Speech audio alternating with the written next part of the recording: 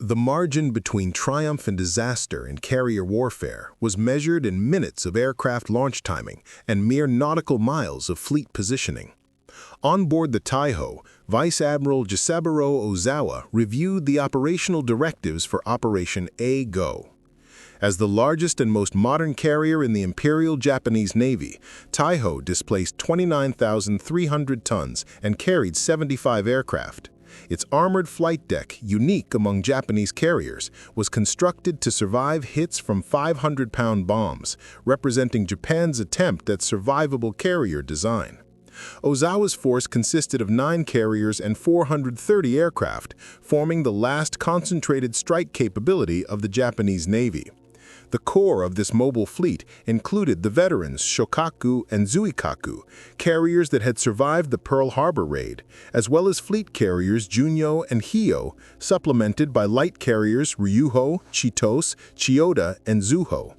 On paper, the numbers appeared formidable, but underlying weaknesses would soon prove fatal. By mid-1944, Japan's naval aviation suffered from catastrophic pilot attrition. Veteran airmen from Pearl Harbor once averaged 700 hours of flight experience. The pilots now aboard Ozawa's carriers averaged fewer than 275 hours, with some as inexperienced as 100 hours of total flight time. Attrition had decimated the force. Over 400 skilled aviators lost at Midway, 250 more at the Eastern Solomons and Santa Cruz, and hundreds during the extended Solomon Islands campaign. The loss of experienced personnel had undermined Japan's carrier capability as decisively as any naval engagement. Across the Pacific, Task Force 58 formed into 4 task groups approaching the Marianas on June 11th. Task Group 58.1, under Rear Admiral Joseph J. Clark, included Hornet, Yorktown, Belleau Wood, and Bataan. Rear Admiral Alfred Montgomery commanded Task Group 58.2 with Bunker Hill, Wasp, Monterey, and Kitty Hawk. Task Group 58.3, led by Rear Admiral John Reeves, contained Enterprise, Lexington, San Jacinto, and Princeton. Task Group 58.4, under Rear Admiral William Herold, comprised Essex, Langley, and Cowpens. At 1300 hours, the first fighter sweep launched from the Essex-Class carriers against Japanese airfields in the Marianas. Lieutenant Commander Charles Brewer, leading VF-15 from USS Essex, directed 32 F-6F Hellcats towards Saipan's Atto airfield. The Hellcat, powered by a 2,000-horsepower Pratt & Whitney R280 double Wasp engine, epitomized the industrial and technological advantages of American carriers, speeds up to 380 miles per hour and a climb to 20,000 feet in 7 minutes, reflecting the superior combination of engineering, production, and tactical employment. Radar operator First Class James Chen aboard Essex monitored the fighter sweep using the SK Air Search radar, capable of detecting aircraft at ranges up to 100 miles and altitudes of 30,000 feet. The system continuously scanned sectors, analyzing return signals to calculate bearing and range in real time, providing command with comprehensive situational awareness over the Pacific airspace. Japanese defenses in the Marianas consisted of roughly 500 aircraft, though only half were operational and ready to respond. At 1335, Brewer's Hellcats encountered the first interceptors, 30 Mitsubishi A6M Zeros. Once a revolutionary aircraft in 1940, the Zero had now become critically outdated.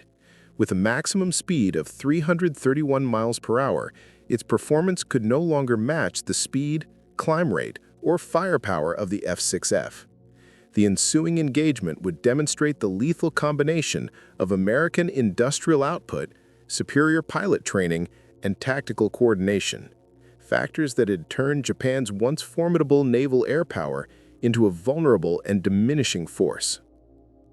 The Mitsubishi A6M Zero, a symbol of Japanese naval aviation, faced severe limitations by mid-1944. Its climb to 20,000 feet required 9.5 minutes, and the aircraft offered no protection for its pilot. Fuel tanks lacked self-sealing capabilities, leaving even minor hits catastrophic. Compounding these vulnerabilities, Japanese pilots averaged fewer than 200 hours of flight experience, with many accumulating less than 100 hours in total. When combat erupted over the Marianas on the first day, these weaknesses became brutally evident. 147 Japanese aircraft were destroyed, while the Americans lost only 11 planes. Commander David McCampbell, leading Air Group 15 from USS Essex, later described the engagement with grim understatement, comparing it to the slaughter of defenseless creatures. Japanese aviators adhered to predictable flight paths, failed to maintain coherent formations, demonstrated poor marksmanship, and communicated in a disorganized and contradictory manner during the chaos of battle. Japanese naval intelligence, intercepting American radio transmissions from Tawi-Tawi, quickly grasped the growing threat. Urgent messages were relayed to Admiral Ozawa, instructing the mobile fleet to sortie at once for a decisive confrontation. Operation A-Go was set in motion. The plan relied on Marianas-based aircraft to soften the American carriers, paving the way for Ozawa's carrier planes to strike with lethal effect. By June 13th, cryptanalysts at the Fleet Radio Unit Pacific had successfully decrypted Japanese messages, revealing the planned movements. The mobile fleet would depart from Tawi-Tawi, refuel in the Philippine Sea, and engage the American invasion forces near Saipan. Vice Admiral Raymond Spruance, commanding the Fifth Fleet, made a decision that would decisively influence the outcome. Rather than pursuing the Japanese, Task Force 58 would hold its position near the invasion beaches, forcing Ozawa to advance toward the American forces. On board USS Yorktown, Executive Officer John Williamson calculated the tactical parameters. Japanese aircraft had a significant range advantage. Zeros could operate 1,940 miles on internal fuel, while torpedo-carrying Kates and dive-bombing Vals possessed similar endurance. By contrast, American aircraft had far shorter combat radii. Hellcats could reach 340 miles, Helldivers 276 miles, and Avengers 275 miles. At first glance, this appeared to grant Ozawa a decisive tactical edge, allowing strikes from beyond American reach. Yet Williamson recognized a crucial oversight by the Japanese command. Modern carrier warfare was defined not by the raw performance of individual aircraft, but by the integration of systems. The Essex-Class carriers offered superior radar-directed fighter control, advanced proximity-fused anti-aircraft shells, rigorous damage control protocols, disciplined communications, and highly trained crews. In nearly every operational metric except aircraft range, the Americans held overwhelming advantages that would define the engagement. At 21:30 hours on June 18th, the submarine USS Kavala made contact with the Japanese mobile fleet, positioned 360 miles southwest of Saipan. Lieutenant Commander Herman Kickler maintained continuous surveillance for 6 hours, relaying updates to Admiral Spruance. By 0300 hours on June 19th, the Japanese fleet remained unaware that its movements had been detected. Dawn on June 19, 1944, brought with it the calculated culmination of intelligence, technology, and tactical preparation, setting the stage for a carrier engagement that would reshape naval aviation history. On the morning of June 19, 1944, meteorological conditions over the Marianas were exceptionally favorable for carrier aviation. Cloud cover was non-existent, visibility extended to 40 miles, and moderate easterly trade winds sustained a steady 14 knots.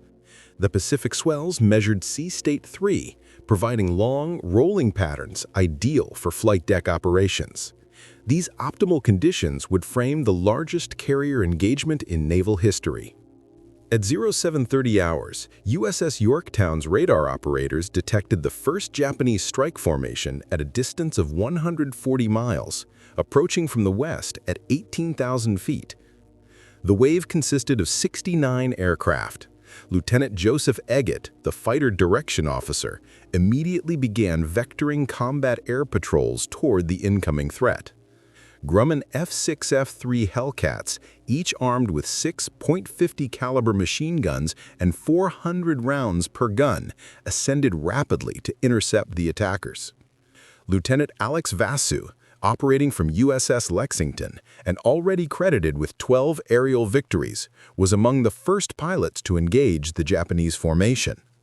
He later recounted the experience with astonishment. The enemy maintained flawless formation discipline, flying straight and level without evasive action, as if performing a precise aerial demonstration. Within 8 minutes, Vasu had downed 6 aircraft, achieving the rare feat of becoming an ace in a single engagement. The Japanese strike leader, Lieutenant Commander Akira Taru of carrier Taiho, was confronted with a type of interception his force had never experienced. The average pilot in his unit possessed merely 150 hours of flight time and lacked the training to respond to coordinated radar-directed Hellcat engagements. The Americans exploited both altitude and speed advantages, engaging from above and behind to devastating effect. Of the 69 aircraft in the initial wave, 42 were destroyed before they could reach the American carriers. By 9:10 hours, USS Albacore fired a torpedo spread at Taiho from a range of 5,000 yards. One torpedo struck the carrier's aviation fuel tanks, causing volatile leaks throughout the hangar and flight deck. Commander Utaka Kobayashi, responsible for damage control, attempted to mitigate the hazard by reversing the ventilation system, inadvertently distributing flammable fumes throughout the ship and setting the stage for catastrophic ignition. At 10 o'clock hours, the second Japanese strike wave arrived, significantly larger at 128 aircraft. Radar-directed Hellcats intercepted the attackers at a distance of 60 miles from the fleet. Lieutenant Commander Charles Brewer, leading VF-15 from USS Essex, described the engagement as almost surreal. The Japanese aircraft appeared to fly directly into a network of defensive fire, as if unaware they were under combat conditions. Of this formation, 97 aircraft were destroyed before they could reach their targets. American anti-aircraft defenses, coordinated through Mark 37 gun directors with radar ranging, created overlapping fields of fire that acted as a nearly impenetrable barrier.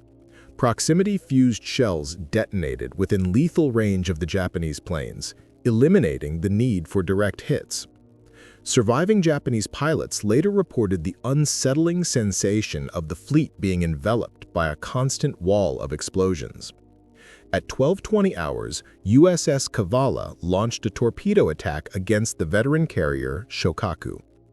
Despite Captain Hiroshi Matsubara's efforts to counter-flood and stabilize the ship, the damage proved critical. The combined effect of submarine attacks, continuous radar-directed fighter engagements, and advanced naval gunfire illustrated the new mathematics of carrier warfare. Overwhelming technological integration, superior training, and coordinated multidimensional defense could decimate numerically significant air forces before they reached effective striking distance.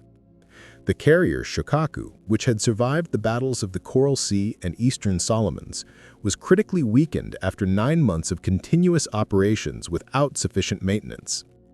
Structural fatigue and degraded damage control systems left her vulnerable. Aviation fuel leaked from compromised storage tanks, and electrical networks began to fail. 3 hours after sustaining damage from submarine and air attacks, Shokaku succumbed, sinking with 1,263 personnel lost. The third Japanese strike wave, comprising 47 aircraft, launched at 1,000 hours and reached the American fleet at 1,300 hours. Only 7 aircraft managed to return to their carriers. One survivor, fighter pilot Enin Kanayoshi Muto, later recalled the assault. American fighters were everywhere, above us, beside us, behind us. Their coordination was flawless. There was no chance for us to respond. Unaware of the catastrophic losses his forces had already suffered, Vice Admiral Jizaburo Ozawa ordered a fourth strike of 82 aircraft at 11:30 hours. Poor communications and navigation errors caused this wave to split. One group of 33 planes proceeded north but failed to locate any targets. The remaining 49 aircraft encountered Task Group 58.2, where American Hellcats intercepted them with devastating efficiency, destroying 30 planes within 12 minutes. At 14:52 hours, a catastrophic explosion tore through carrier Tai-ho. Aviation fuel vapors concentrated throughout the ship ignited, breaking the carrier's keel and sinking her rapidly. A total of 1,650 men perished, including Admiral Ozawa's air staff. Ozawa himself survived, transferring his command flag to the cruiser Haguro, but the operational command and coordination of the Japanese mobile fleet effectively ceased. By sunset on June 19th, the Japanese had launched a total of 337 carrier aircraft during the day, yet only 130 returned. American losses in aerial combat were minimal, 29 aircraft, with nearly all pilots recovered. The kill ratio exceeded 10-to-1, marking the most lopsided aerial engagement of the Pacific War. American aviators, averaging between 300 and 500 hours of flight time, systematically decimated their adversaries. On June 20th at 15:40, reconnaissance aircraft from USS Enterprise located the retreating Japanese fleet 275 miles west-northwest of Task Force 58. The distance exceeded the normal combat radius of American carrier-based aircraft, making recovery after dark inevitable, an operational risk generally avoided by doctrine. Vice Admiral Mark Mitcher recognized the opportunity as potentially the final chance to eliminate Japanese carrier aviation. At 16:21, Mitcher authorized a full-scale strike, launch every aircraft available. Within 10 minutes, 240 planes took off from 11 carriers, including 85 Hellcats, 77 SB-2C Helldivers, and 54 TBF Avengers. Fuel management was critical. Each pilot calculated the exact amount needed for the strike and the return flight, leaving no margin for error. Lieutenant Commander James Jig Dog Ramage, leading Bombing Squadron 10 from Enterprise, addressed his air crews during the briefing. "Gentlemen, this mission leaves no room for mistakes. Fuel efficiency is paramount. Use lean mixture settings, optimize crew operations, and avoid unnecessary maneuvers. We get a single attack pass, then a direct route home." The American strike located the Japanese fleet as the sun dipped toward the horizon. In the diminishing light, carrier Hio suffered multiple torpedo impacts from TBF Avengers launched from Belleau Wood.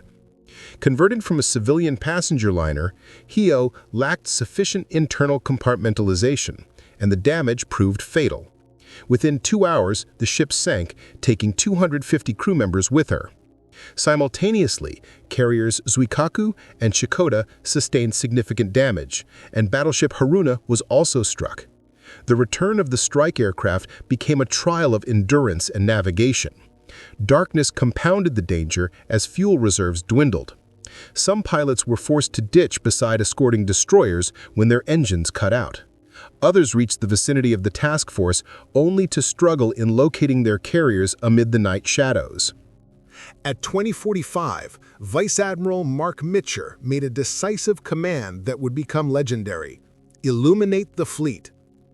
Every vessel in Task Force 58 activated its lights.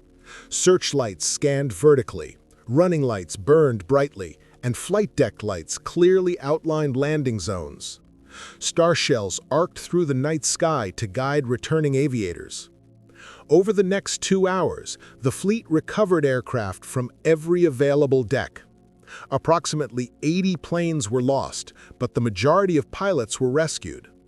While the operation exacted a heavy toll on American carrier aviation, it decisively ended the operational power of Japanese carrier forces. By dawn on June 21st, the scope of Japanese losses was evident. In just 2 days of sustained combat, the Imperial Japanese Navy had lost 3 fleet carriers: Taiho, Shokaku, and Hio. More devastating was the attrition of their air strength. Between 476 and 600 aircraft, including land-based reinforcements, were destroyed, along with roughly 445 aircrew members. The few surviving pilots returning to Osawa's remaining carriers lacked the skill, experience, and cohesion required for further offensive operations. Commander David McCampbell, who would become the Navy's leading ace with 34 confirmed victories, later analyzed the operational consequences. The combination of superior pilot training, experienced crews, and overwhelming industrial output made the destruction of Japanese carrier aviation inevitable. By mid-June 1944, the United States was no longer contending with the veteran aviators who had struck Pearl Harbor. The surviving Japanese pilots from that era were gone, replaced largely by young recruits with minimal flight experience. The balance of power had decisively shifted. The Essex-Class carriers, along with their integrated air groups, represented weapons of industrial scale, designed to leverage production capacity and coordinated tactics. Japan, with its diminished training programs and limited aircraft production, could not match this level of operational output. Analysis of American carrier efficiency revealed the staggering operational potential of Task Force 58. Each Essex-class carrier was capable of launching a 40-aircraft strike in approximately 12 minutes. Recovery procedures required 18 minutes, while refueling and rearming the air group took roughly 45 minutes. Under optimal conditions, a single carrier could generate 3 full strikes within a 4-hour window. Coordinated across 15 carriers, the fleet could deliver nearly 600 aircraft simultaneously against a target, a concentration of firepower unprecedented in naval history. The Battle of the Philippine Sea demonstrated the catastrophic consequences of this disparity. Japanese naval aviation was effectively neutralized. Admiral Jisaburo Toyoda, assessing the losses, noted bluntly that the first mobile fleet was no longer a viable offensive instrument. Carrier pilot strength was depleted and conventional tactics had failed. The inevitable resort 4 months later would take the form of kamikaze attacks, an admission that the Imperial Navy could no longer produce skilled pilots at the necessary scale. Vice Admiral Izawa, rescued after the sinking of Taiho, submitted his final operational report on June 24th. He emphasized the precision of American radar-directed interceptions and the overwhelming combat effectiveness of their pilots. Japanese strikes were defeated before reaching effective range, and the mobile fleet's carrier air groups had ceased to exist as a functional fighting force. The Essex-class carriers embodied the lessons of prior engagements. They incorporated reinforced ventilation systems to prevent hazardous fuel vapor accumulation, and extensive damage-controlled training ensured that even heavily damaged vessels, such as USS Franklin and USS Bunker Hill, could survive attacks that would have sunk earlier designs. The synergy of industrial production, tactical refinement, and technological superiority rendered Japanese resistance increasingly futile. By June 1944, American shipyards had already commissioned 7 Essex-class carriers, with 17 additional hulls under construction. Newport News Shipbuilding, for example, had achieved a launch cadence of 1 carrier every 6 months. Overall construction time had been reduced to just 14 months through standardized components and assembly line techniques, ensuring a continuous flow of modern vessels to the fleet. The technological advantage was equally decisive. American radar systems could detect aircraft at ranges up to 100 miles with integrated height-finding capabilities. The Mark 37 gun director, coupled with Mark 12 radar, tracked enemy aircraft at distances up to 40,000 yards. VT proximity-fused shells amplified anti-aircraft lethality by 300%. Combat information centers coordinated defensive fire with unparalleled efficiency, integrating radar tracking, gunnery control, and fighter direction to create a multi-layered, nearly impenetrable shield around the carrier task forces. In this synthesis of industrial capacity, technological innovation, and operational doctrine, the Americans had established a force that Japan could not match. Carrier warfare had evolved into a science of precision, timing, and coordinated firepower, a transformation that rendered conventional pilot skill and aircraft numbers secondary to the orchestration of the entire system. The implications for the remainder of the Pacific War were decisive. Victory belonged to the side that could combine production, training, and technology into a single integrated instrument of war. By late 1944, Japanese naval aviation had stagnated technologically. The Mitsubishi A6M0, once a revolutionary fighter at the outset of the war, had undergone only incremental modifications. Japanese radar systems remained rudimentary and prone to failure, while radio communications were outdated and unreliable. Critically, Japan lacked the industrial capacity to integrate combat experience into new aircraft or ship designs.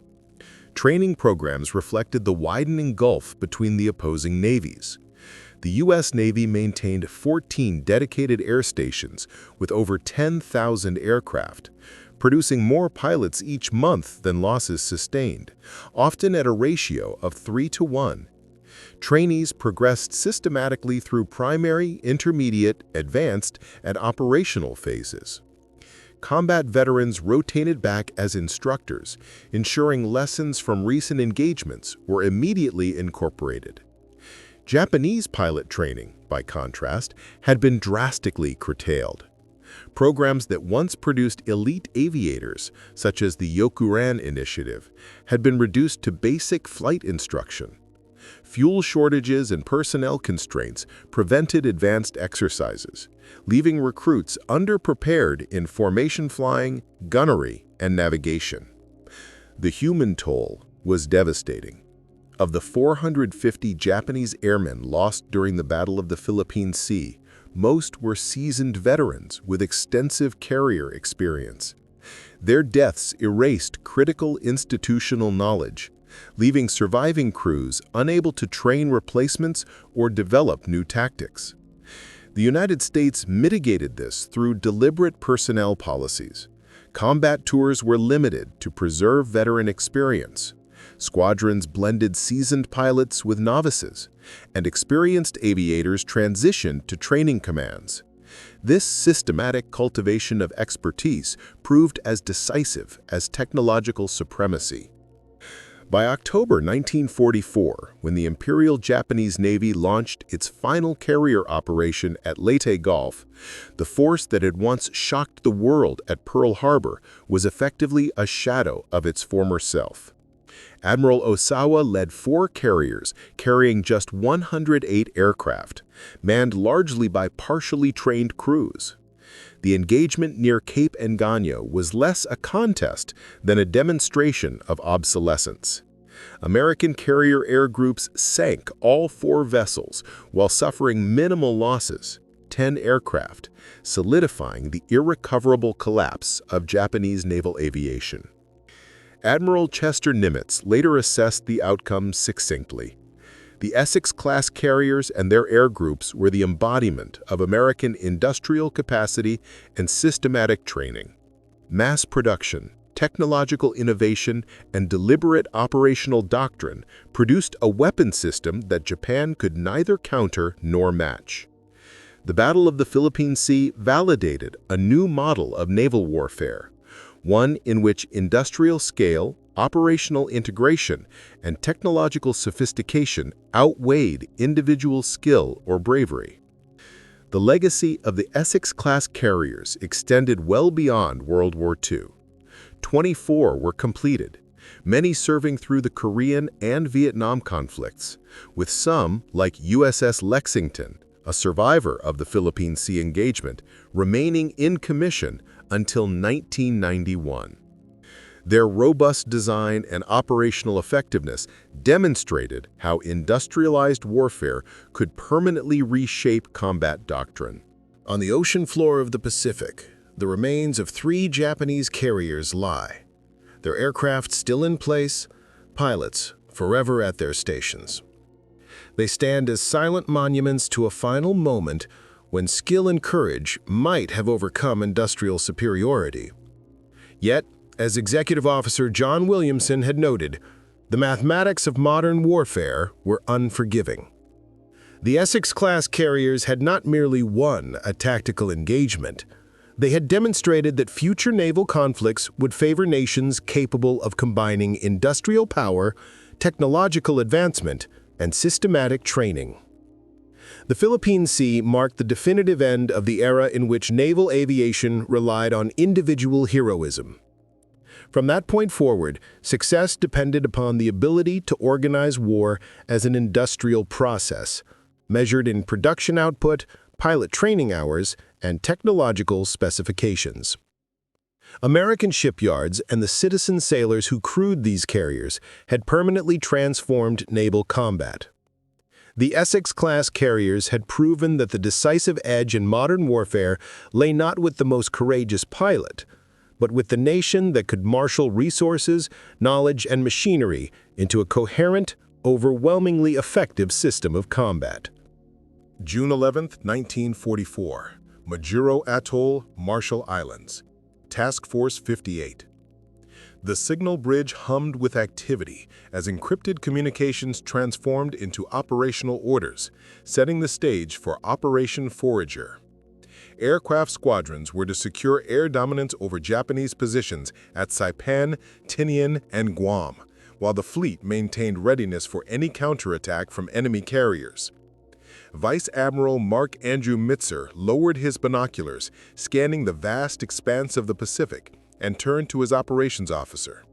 The assembled force was unprecedented. 15 fleet carriers, 7 battleships, 21 cruisers, and 69 destroyers.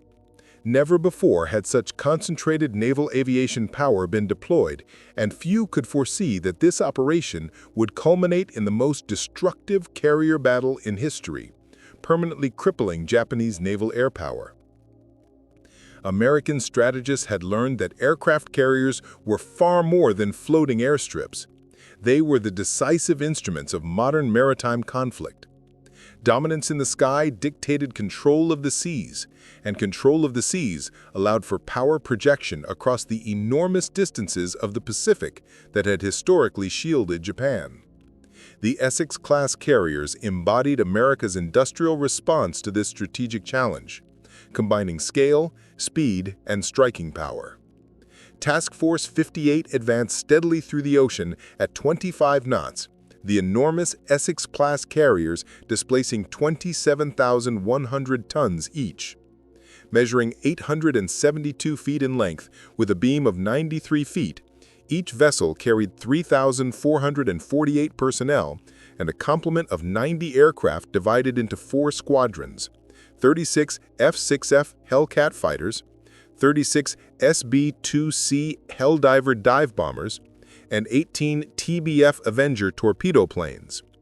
8 light carriers of the Independence class supplemented the force, including the USS Bellewood, Baton, Monterey, Kitty Hawk, San Jacinto, Princeton, Langley, and Cowpens. Collectively, this force represented nearly 900 aircraft capable of striking across the Pacific at a moment's notice. The carriers' operational systems were engineered for maximum efficiency. Each Essex-Class ship featured 4 elevators, moving aircraft from hangar deck to flight deck in under a minute, while catapults could launch planes every 30 seconds during surge operations. Commander Arleigh Burke, Mitzer's chief of staff and a Harvard-trained strategist, meticulously calculated the implications of these capabilities.